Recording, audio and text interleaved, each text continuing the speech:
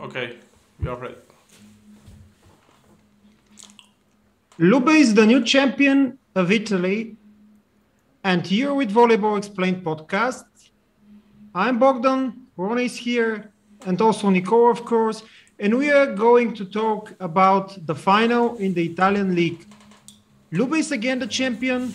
They beat Perugia, 3 wins, 2-1, and again, Juan Torena, Leal, Simon, champions of Italy, of course. All the other, we're going to comment on that in the next, I don't know how many minutes.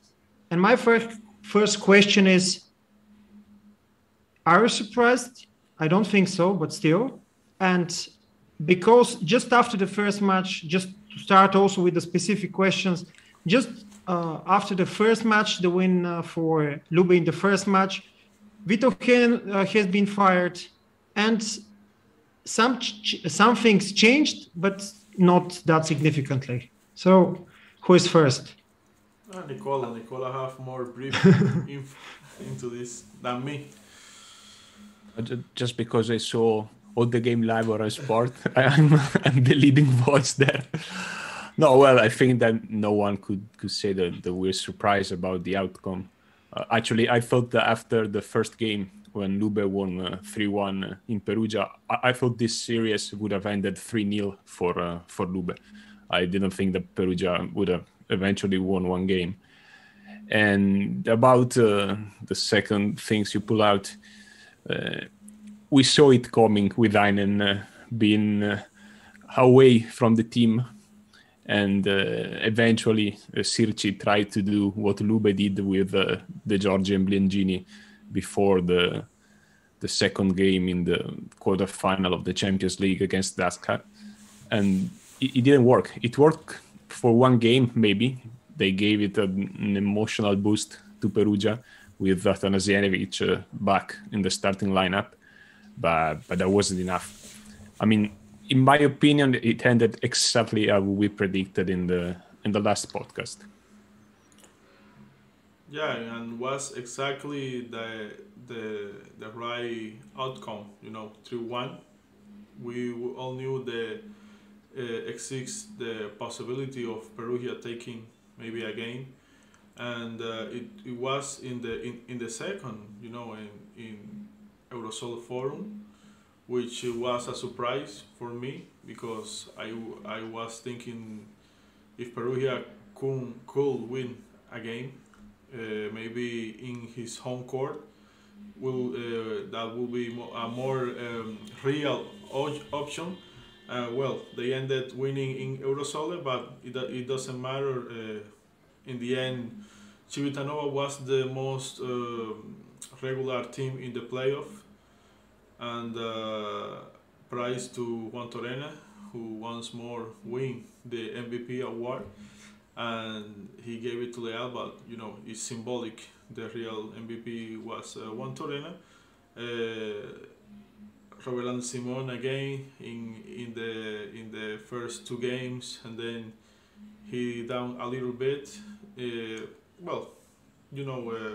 All the team play as one, and yeah, Lube is the rightful winner of this edition of Superliga. I'm just thinking about one thing. This is the thing about Atanasievich. At least for me, in the second, the third, and the fourth match, Atanasievich didn't play as we all know he could, and he's able to, but he played very decently with pretty good numbers and actually helped Leon, at least in the sets Perugia won in this matches, to be a better team than before that. And I'm just thinking about something linked to the behavior of the president of Perugia, and also linked, of course, to Heinen. Do you think that Heinen was fired too late? And a hypothetical question: if Atanasievich started playing regularly earlier, maybe he could have been in a better shape for the final, and then Perugia could have been a better opponent for Lube. Do you think that something along these lines could have happened if all of these circumstances occurred before that. I think that if you planned to fire Heinen, but that wasn't the plan before game one, you should have done it after the semi-final against Trento, the loss in the Champions League. That probably should have been the best moment if you wanted to have a shot to the Scudetto at the end. And yes, I think that if Atanasievich would have played more regularly, it would have definitely been a better threat for the opponents, and they maybe have the Leon, especially taking away maybe the attention of one of the blockers or the defense in general. Actually, in game 4 of the series, Atanasievich ended up with 76% in attack, which is his best performance ever in a final in Italy. But that was mostly, he had a good game, but that was mostly due to the fact that the blockers were more focused on Leon and on Solé, who was having also a good game. But with him getting in shape earlier and maybe having some, how can we call it, tryouts during the semi-final against Monza, Perugia may have more chances not to win, but at least to fight, because guys, game 3 was a non-game. I mean, if I tell you, without telling the opponents, Lube won 3 sets, 20-25, 18-25, 14-25, would you ever answer it will be against Perugia in a final? No, it will be, well, it won the game against, I don't know, Cisterna or Ravenna or Padova. So I think that the Atanasievich being in the lineup more consistently would have changed the outcome of the final, but maybe we would have some more fight, let's say like that. 2 tie breaks at least, maybe. Well, but like Nicola said, the Atanasievich earlier in the series or maybe in the semi-final, yes, we would have been an improve, but in the end, Lube is a better team, a team that doesn't rely on one player, and we all know this because, for example, in the first 2 games, Simon was doing some damage, and especially in the counters attack, in the transitions, and he ended the 2 games straight with 20 points. Sorry, and then he down the charge a little bit, you know, but Leal entered in the game. Camille entered, and in game 4, Juan Torena shows up, and in game 3 also. So it was a better team, a team that doesn't rely only in one player. And we all say during the season in this program, we all say that Perugia have a problem, that they only rely on one player, and Wilfredo Leon cannot score 38 points per game. It's impossible to every human being. and yes, he is the best or one of the best after this season, but it's a hard task to carry every game this team of Perugia, and I think he understands that. I saw you guys hope the interview alongside Simon in the final, no, and he take it very very good for me. I think that in the end he knew that if Leon have to, if I have to perform and deliver 30 points per game, it's impossible. But of course he didn't say that with that specific words. But yeah, next season we will have a different coach, hopefully opposite for once, a real opposite, and we will see. But this team of Perugia needs time, and I don't think Leon have much time on that team. Firstly, I would like to say that a little bit later in the podcast, we are going to comment on transfer rumors. And about Lube and Perugia still, I think the biggest difference between the two teams is the fact that in Lube you have 4 or 5 players who can make the difference in any match. You have Leao, you have Juan Torrena, you have Simon, you have De Checo, and also according to the stats and the performance of his in this season, also Riklički, who is making also a great season. And of course you have Barroso, but okay, let's see that the Libero can't ever make a difference in a match, even though he's absolutely great. And I believe that he has a very great impact on this great level of playing of Lube this season. And against that, you have only Leon. And let's say in the final, also in the second and fourth match, Atanasiewicz, but he hasn't played almost all season long, so it's a little bit awkward to talk about it. So against 4 or 5 players, you have only Leon.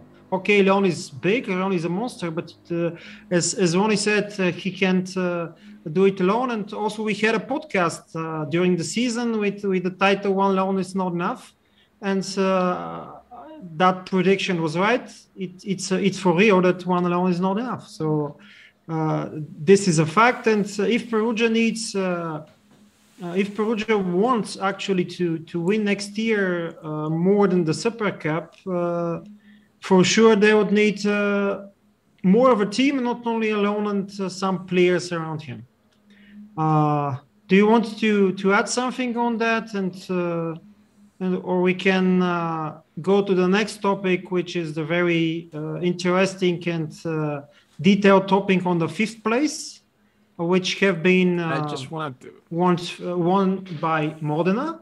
But yeah, Nicola. Yeah, just one thing. I want to give some credit to Solé, who especially in the last 2 games played head-to-head with Simon, which is something that you rarely see during a game.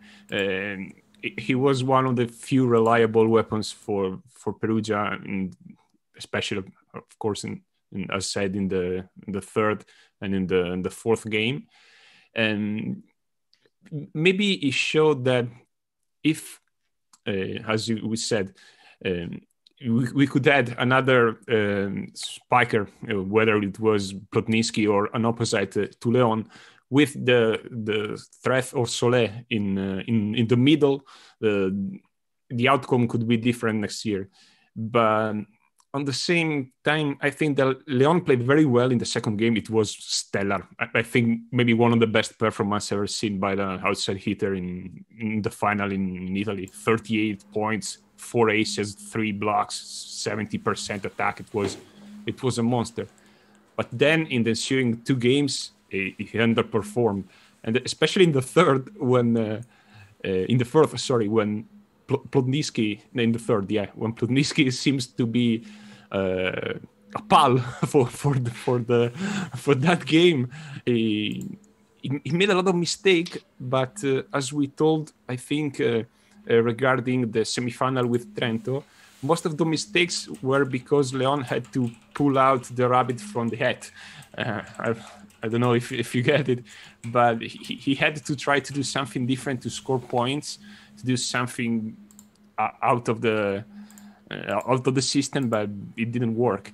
So I didn't see Perugia so bad for next year, but he had a lot of how can I say, a long journey to do if they want to fight head to head with Lube. But that goes for any other team in the Super League, I think. If Lube don't, I don't know, if the alien don't come on planet Earth and kidnap some Lube players, probably Lube is going to win the next 2-3 leagues. I still believe that they need a new setter as well, Perugia, I mean, because I don't think that Travica is, I don't know, anymore the man who can be compared to the other setters. We're going to have Bruno, again De Checo, Giannelli, of course. So I don't think that he could match them also next season. So I believe that Perugia needs to go not only for a new opposite, and because Atanasiewicz is out of the Italian league for the next season, but also for a new setter. Yeah, definitely. But the question will be who? That's a question mark, because of course, you know that all the Italian teams are vinculated to the 3 Italian players they have to line up on every play of the game.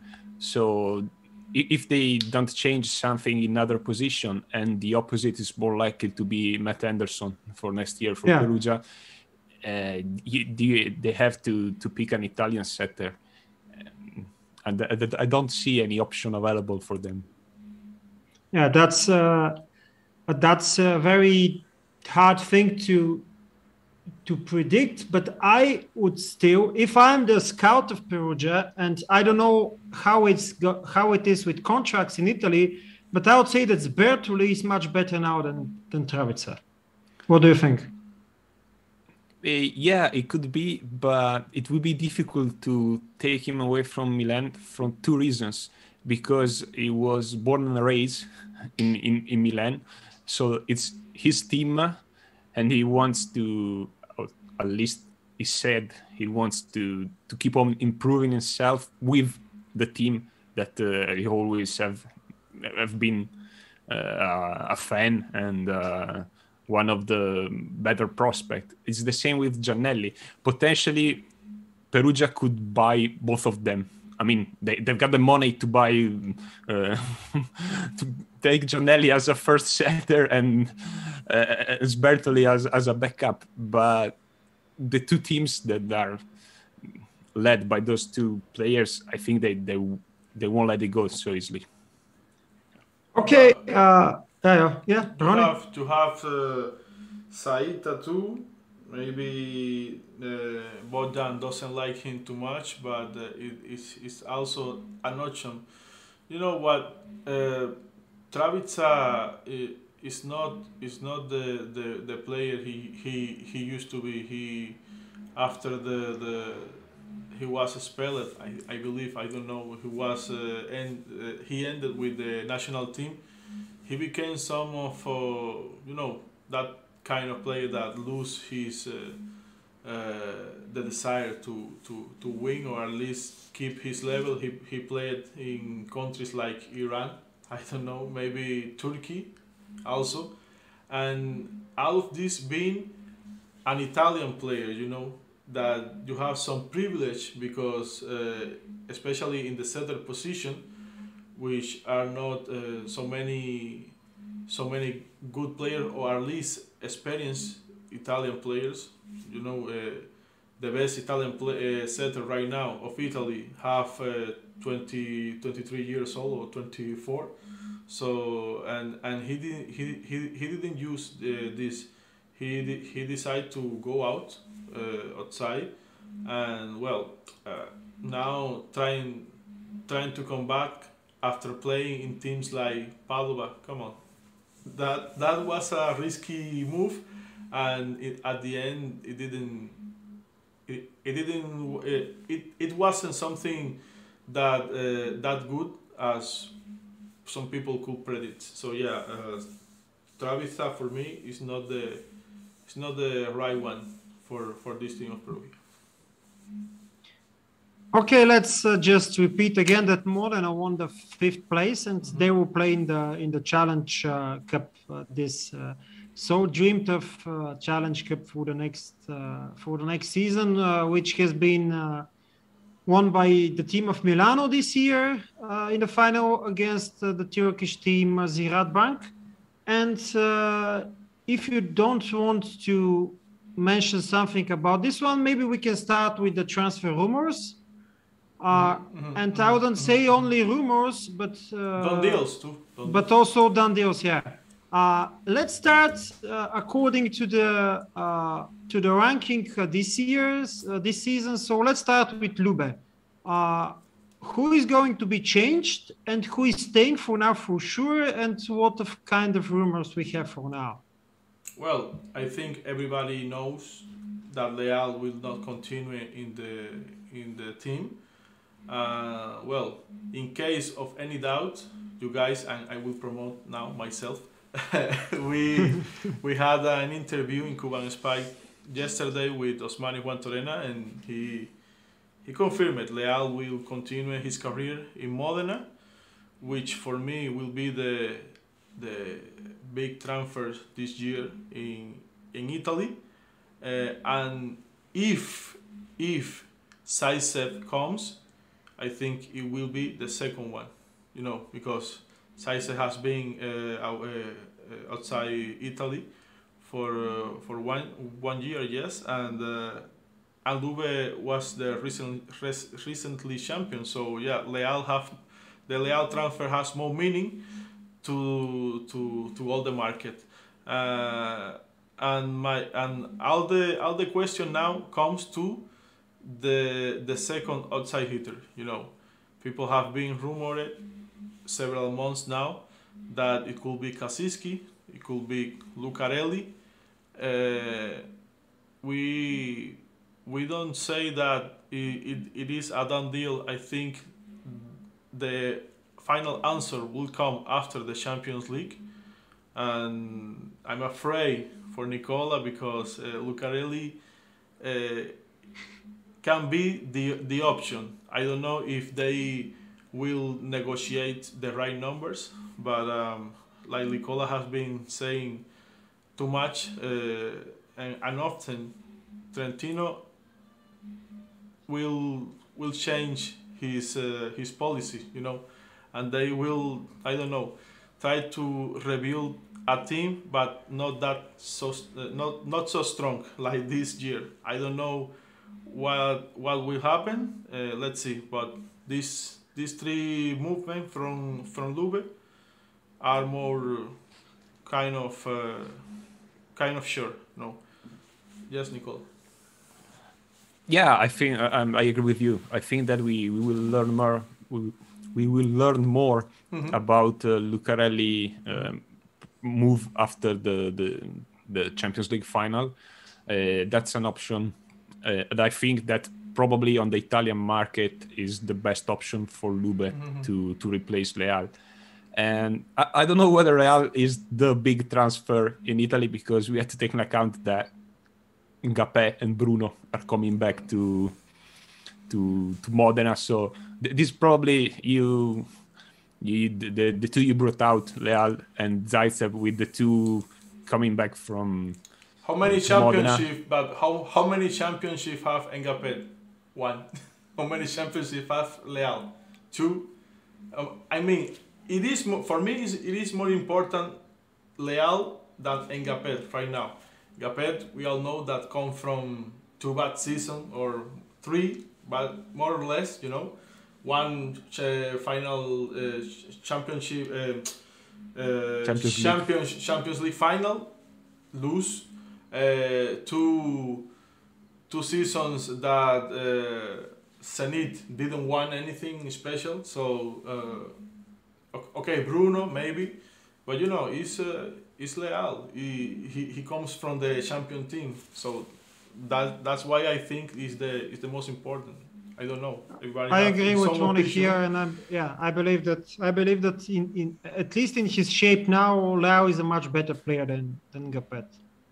Well, Yeah, definitely. Everybody has his own opinions. I think that for me, the transfer of Leal have more meaning. And let me tell you something. I think Leal will be more expensive than Mbappé. So because Mbappé want exit from Kazan, and he will do anything to get back to Italy, to his home. So now you have Leal, and we all know Leal is quitting Lube because of the money, because he take a big cut in the coronavirus season. So I don't know if the Gazzetta dello Sport's numbers are correct, but he was making at least 700 or 800 before the pandemic hit. So he received a cut for almost the half of the money, and you will expect that he asks for more. Lube says, sorry, we don't have more. We have to keep the team equal, you know. So yeah, he took the best option for me. Okay, let's summarize that Lube will be with Juan Torrena, Zaitsev, Simon, Balazzo, Anzani, Di Cecco, and a second outside hitter, which is unknown for now. Anzani will stay? Sorry, Anzani will stay? Yeah, probably. They need 3 Italian players, so somehow it's more likely for him to stay. I hear that he was negotiating something. I don't know if he has more money or... Well... it's hard in this environment with all the other players around. So let's add some words about Perugia. There we're going to have probably again Travica with Anderson, again with Matt Anderson, most probably in the team with Leon and Plotnitsky staying, probably again with Soler and some of the other middle blockers. Julius Horst renew his contract, so I think for next year the outside hitter will be Leon and Thijs Terhorst, and it should be that lineup, you know, for me. I don't know you guys. Agree. Yeah, probably they can rotate the both players, but probably. With the pure exception of the opposite, because Matt Anderson is a very probable transfer. Maybe the biggest question mark for Perugia is the coach. So my question is ideas for the new coach of Perugia. Gerbic. Yeah, Gerbic is the name that is coming out many times here. Some people talk about Marcelo Mendes, but I think he will be working deep with the Argentina and Federation, not in club. So, but with all respect to any foreign coach, there have been a few in the history of the Italian Super League that came there without ever have coached in Italy and have been successful. The last 2 were Julio Velasco and Radu Stoichev. I mean, just to name 2. So I think that if Perugia could bring a coach like Nikola Gorbic that has played for years in Italy and also coached Perugia and already coached Perugia and Verona in Italy, that would be the right person in the right place. And in my opinion, he already knows the ambient. He already knows what kind of person Sirci is. So he already knows how to deal with him, let's say like that. So I think that could be the best option. But it's under contract with Daxa right now, so we'll see. And I believe that also Bebeto De Freitas, because Stoichev and De Freitas are the only 2 coaches who won the Italian league, I believe, in their first seasons. May his soul rest in peace, Bebeto. Yeah, of course.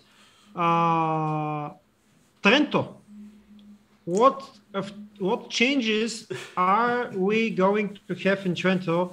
Because if Lucarelli stays, I don't see any.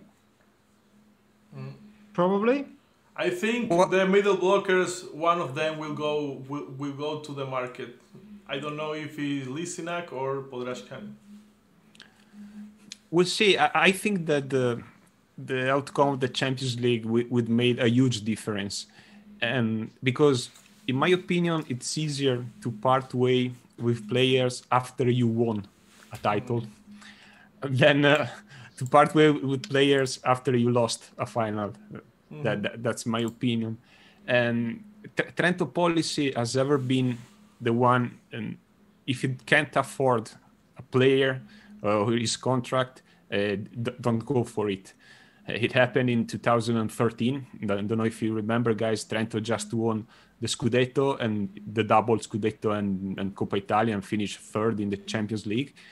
Suddenly, a sponsor didn't confirm, so Trento basically moved his entire team to Halkbank Ankara, went to Rena, Kaczynski, Rafa, Djuric, Stoichev itself, and they've rebuilt. That's what they've done for in the past 15 years. Actually, since their inception of the team in the early 2000s. So I think that this will be the policy this season too. We have to remember that team, the actual team, this season team, was built before the coronavirus impact. So all the contracts that I said many times, the ones with Abdelaziz, Podrashanin, and Lucarelli, has been signed before the pandemic. So Trento thought they could have afforded it with the fans, with the money of the game days. That couldn't happen because you can go to the Palasport, and if you don't have the income of 4,000 fans every week in, week out, it's difficult to keep the level. I'm pretty confident whatever the team will do. I mean, in the past 13 years, Trento is the only team who never finished always finished in the top 4 in the regular season. He had done 12 semifinals in the past 13 years. No other team has done it. So programming a team is what they could do better here in the north. So I'm confident. I mean, I wouldn't be so, how can I say, disappointed if they downplayed the team. At least we will still be there, and somehow that Trento will fight. For us, the team are shaping up.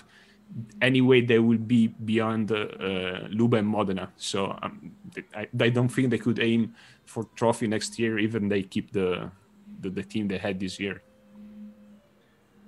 Okay, let's go to Modena. We mentioned, of course, Modena along the lines with Bruno, Ngapet, and Leao.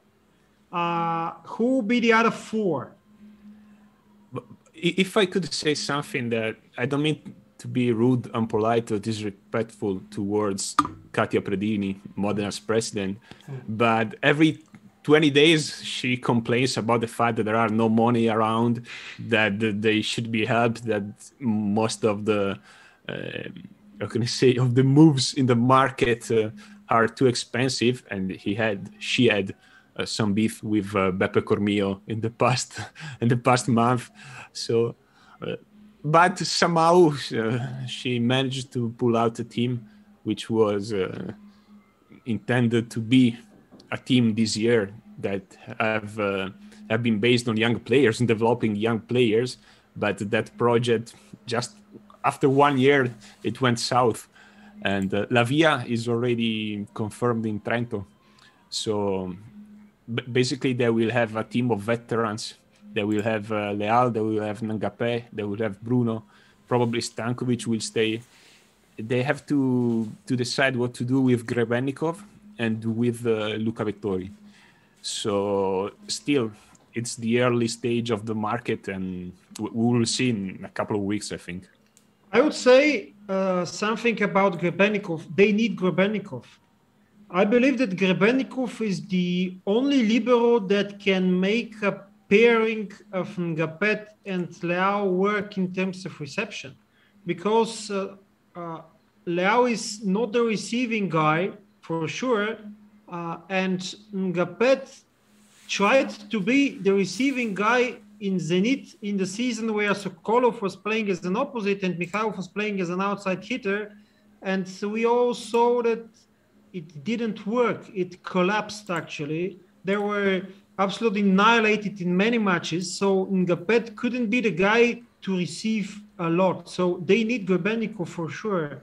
But in terms of money, I don't have if they are going to handle it, because with all the Brunos and Leao and Ngapet and I don't know what else. So Vettori is also in the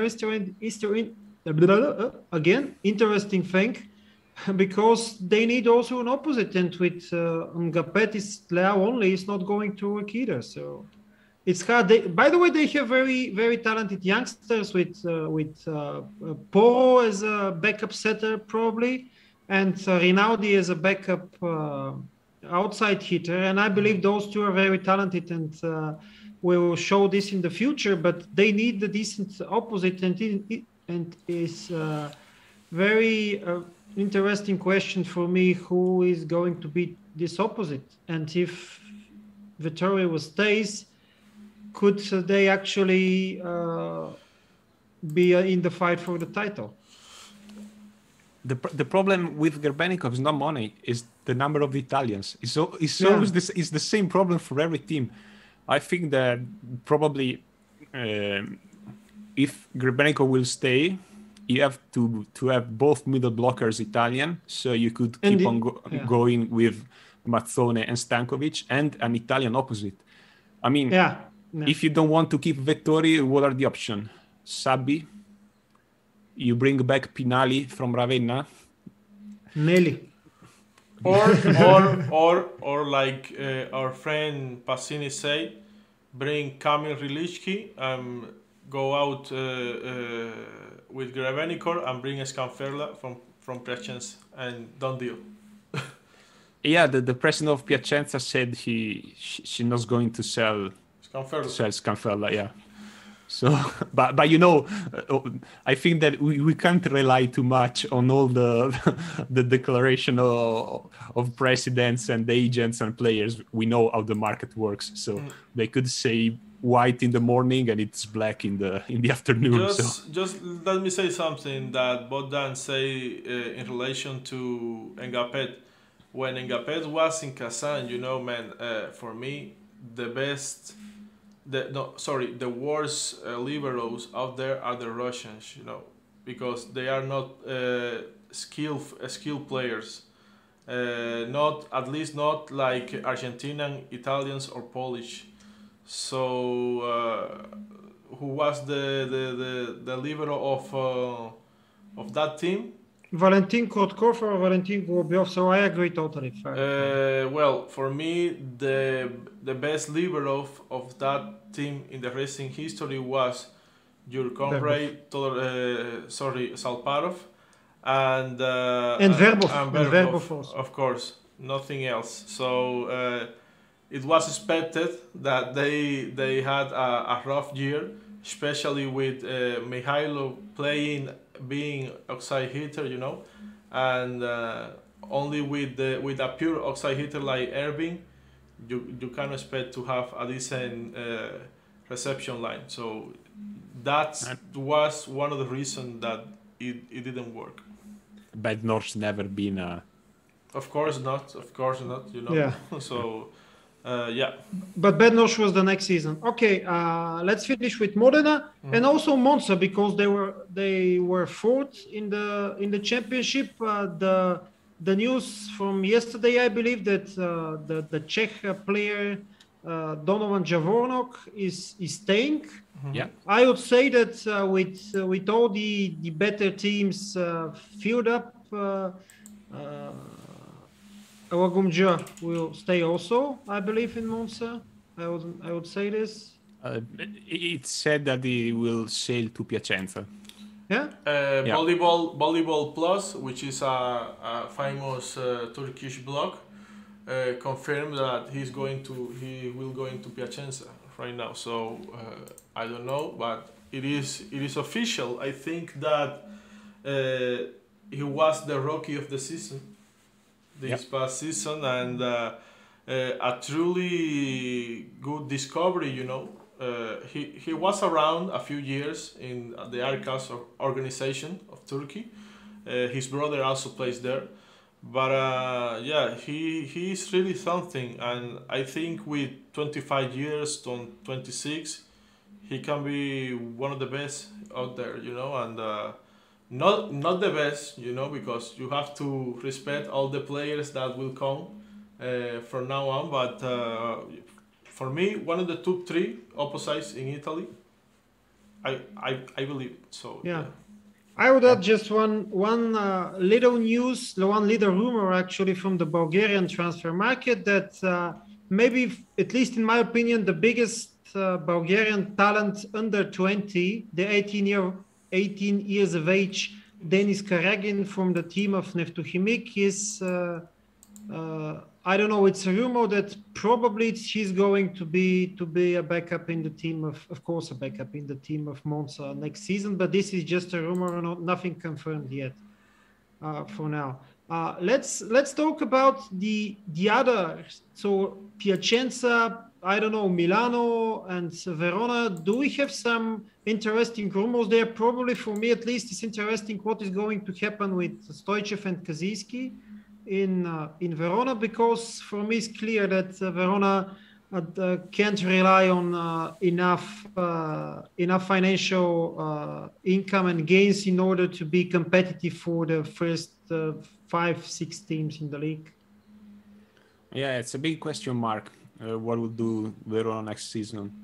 2 years ago, the main sponsor, that was Calzedonia, left the team. So already past year and this year, they had to deal with some cut of the budget. And I don't know what's going to happen. And there are very few information from Verona right now. I mean, they haven't sold anyone yet, and they haven't bought basically anyone yet. The only one who already gone is Jeski, that will play in Milano next year. And they brought in Wingel, but basically Wingel was there for the past 10 games of this season too. And for the other teams, I'm pretty thrilled about Piacenza.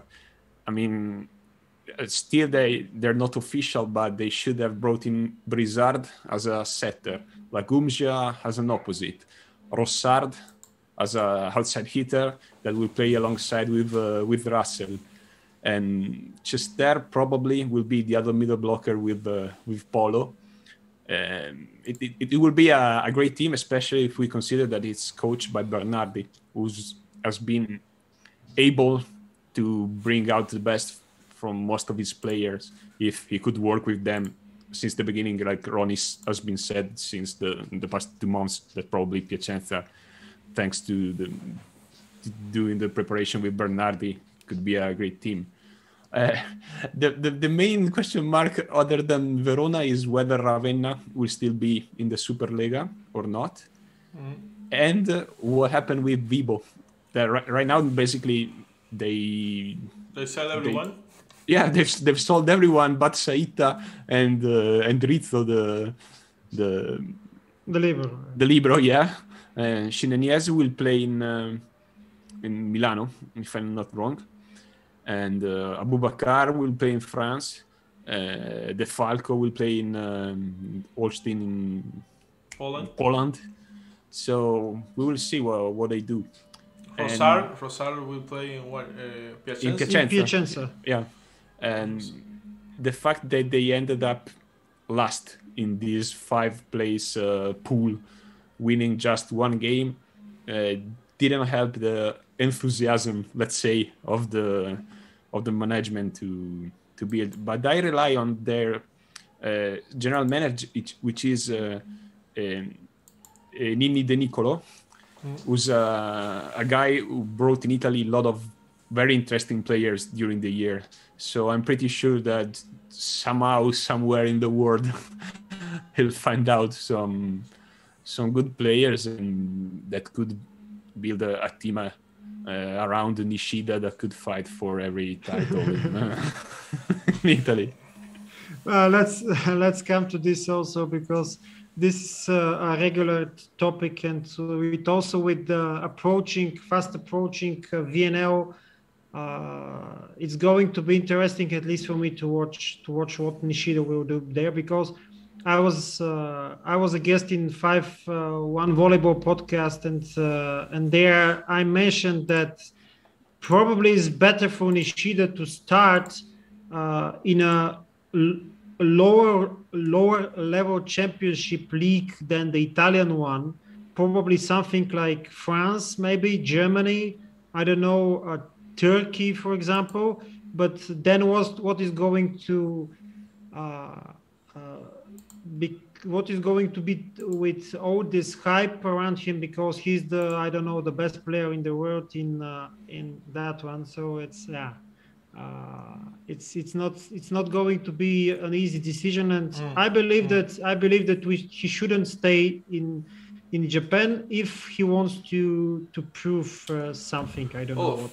first of all, the Nishida transfer for me is a commercial one. You know, it is you have a big market in Asia, and you know that nowadays all the teams rely on the social media and do social media campaign. You know, relying in a player, and a player like Nishida, who right now have the backup of the International Federation 5IBB, is important for any team. Of course, not for the big ones that they look for money in other sides, you know, in other ways. I mean, so but for a small team like Bio Valencia, could be interesting and to see, you know, how the brand will go and will be followed, you know, because for me Nishida is the best Asian player,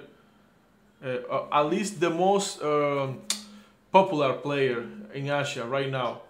I don't consider maybe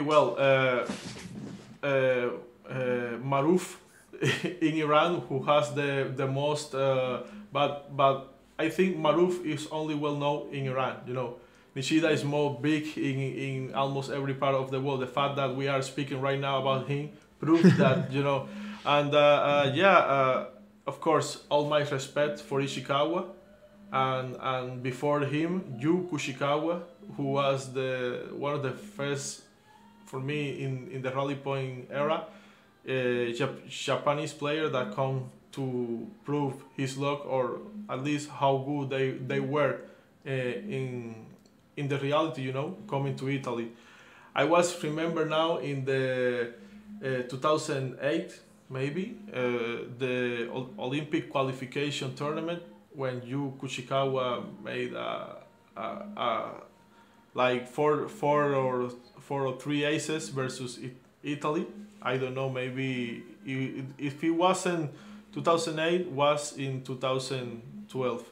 But yes, guys, it will be really interesting if Nishida in the end comes to Italy.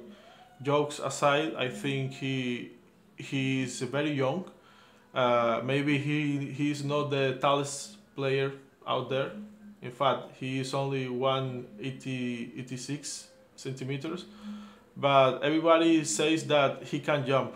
Now the real question is, he can jump like that all the season with all those big teams, you know? So yeah, that's the question that I put here for you. Yeah, I heard some music in the background. I don't know from where it's coming, but probably we can say that it's Japanese, so it fits. Nico. No, yeah, I was saying that jumping is not enough in Italy. We've seen with Leon, his first year in Italy, Leon relied a lot on his athleticism, extraordinary athleticism. I'm not comparing Leon to Nishida.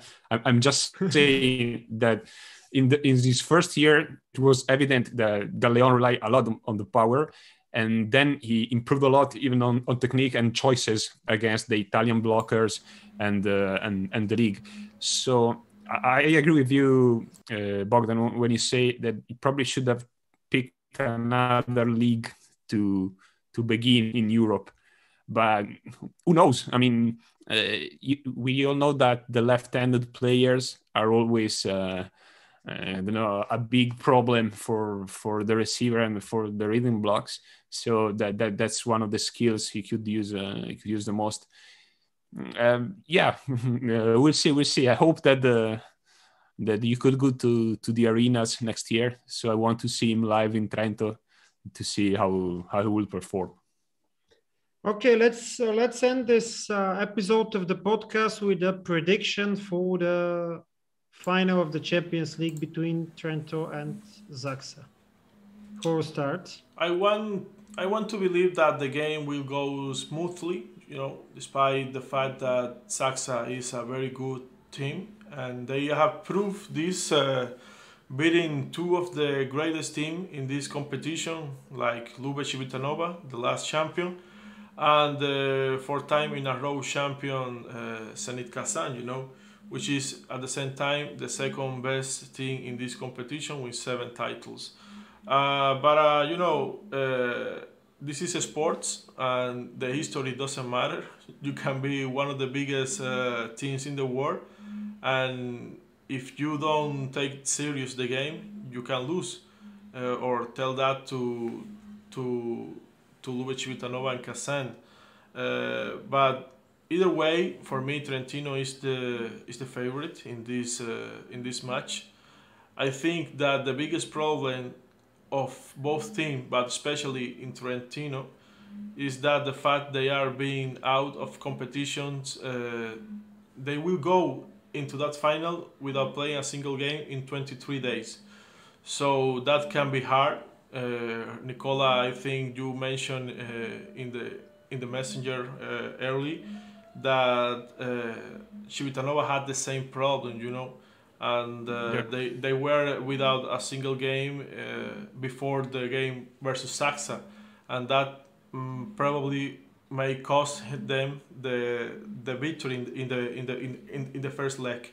So yeah, but I also think that Saxa have been without competition 14 days when they go to that match, and they have also will go to travel to Italy and another series of things, and that's why I believe the Trentino maybe not 3-1, but they are more close to take that cup than for me Saxa. So yeah. Well, of course, as a Trentino fan, I hope that the Trento will win the cup. But I see it very even, and it's one game. Everything could happen. It's no, I know it's something. I know very very banal to say, but we see many times in this sport what the difference of one game is compared with a serious game, or even just with a two-legged series with a semi-final. I mean, I remember the last Final Four Trento was in the Champions League in 2016. They beat the Lube 3-0 in the semi-final, and Trento was the weaker team of the four reaching the semi-final, and they played 5 sets against Zenit in the final, and I think they were up 2-1 in the set, and they fought till the last point. About that game, I think the most important thing for Trento probably is for the attackers not to be frustrated, but by how Zaxa defend, because we've seen against Lube, we've seen it against Zenit. They have a huge ability to keep the ball in the air, to keep playing, and they won a lot of points, a lot of long rallies that could make really the difference. We'll see. I don't see a clear favorite. Then it's a final, and everyone, of course, wants to win the title. The 33 days hiatus without playing is probably affecting Trento, I think, especially in the first set. But once they get the rhythm, that probably would be that a big issue. But we don't know. We will see on Sunday. I mean, I will be drunk either way, whether they win to celebrate or they lost to forget the loss. No, I'm joking. Yeah, we have a song here in Bulgaria that win or lose, we're going to be drunk or just something along this line. So, I think the woman. We all know that Nicola here is not a big fan of women volleyball, but I especially myself enjoy now and then see a woman match. But I think the women final will be more even. So it will be the first one. Yes, at 17 p.m. Of Italy and Spain. In Bulgaria will be 18. 18, yeah. 18, and the final of men will be 20 and a half. In Bulgaria, 21 and a half. Yeah, That's perfect numbers. So I also believe that Conegliano and Vakov Bank will be a great show, and I hope that Trento Zaxa will also be a great show, and I believe that Trento is a slight favorite.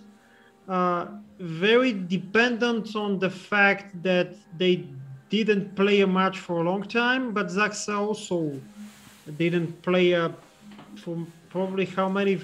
2 weeks. 12 days for 2 Saxa. weeks, yeah. 2 weeks for Saxa, 3 weeks for Trentino. Yes, it's not that big of a difference, and the interesting fact that it will be like a chess match for me because they had actually not going to have. Especially, they had a huge window of time huge period of time in order to prepare and to be ready for everything and to know every move of the opponent in every second of the match. So it will be very interesting, and I believe that it will be a tight match, but with I don't know, Trento in 4, I would say.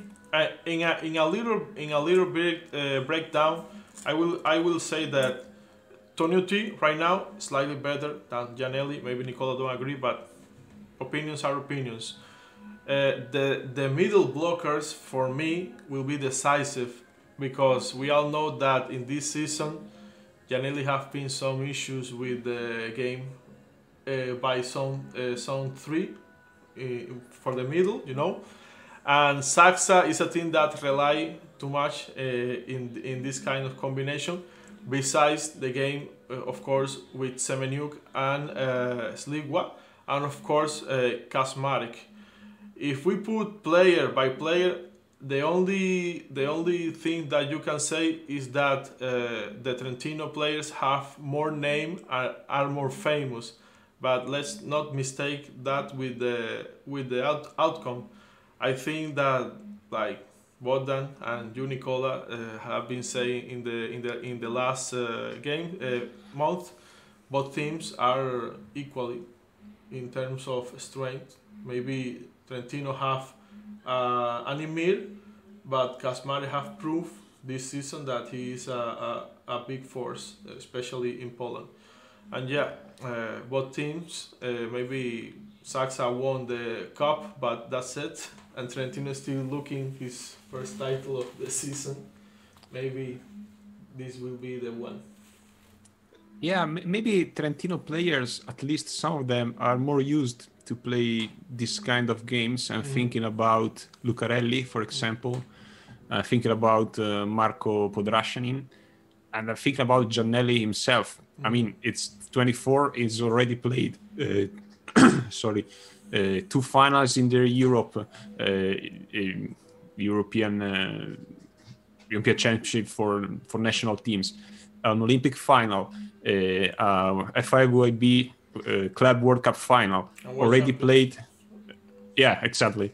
World Championship. Sorry, already played a Champions League final, 2 CEV Cup final. Is used to play that kind of games, and maybe that's the slightly difference between 2 teams. But on the other side, maybe the enthusiasm of the one that's never been there could make the difference as well. So we'll see. We just have to wait less than 2 days. So and yes, for me, 3-1. Yeah, same. Okay, that was all for today. Thank you guys again. And thanks again to the listeners of the podcast. So, of course, don't forget to subscribe to Volleyball Explained, push the bell, subscribe to Cuban Spike, push the bell also there, and, of course, follow Pilole di Volley in Facebook and in Twitter. And if you're a fan of our podcast, you can also support us with a small donation in Patreon. And I would like to thank to our Patreon, Daniel Yordanov, a great fan of our content, and I would like to thank him again.